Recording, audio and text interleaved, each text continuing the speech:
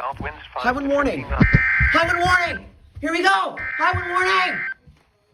High wind warning. Here we go. High wind warning.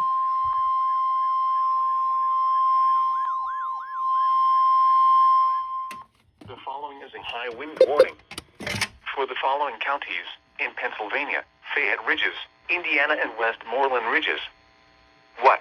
Southwest winds 25 to 35 miles per hour with gusts up to 60 miles per hour expected.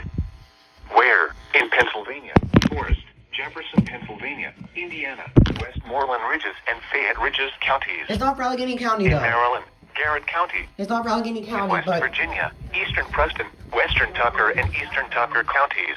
Wow. When? It's not From for our 6 county, a.m. though, to 8 p.m. Monday. but they still issued it, nonetheless. Impact. Damaging winds will blow down trees and power lines. Widespread power Well, we are outages under a are wind expected. advisory.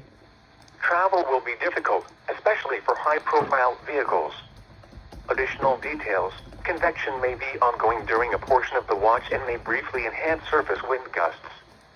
People should avoid being outside in forested areas and around trees and branches.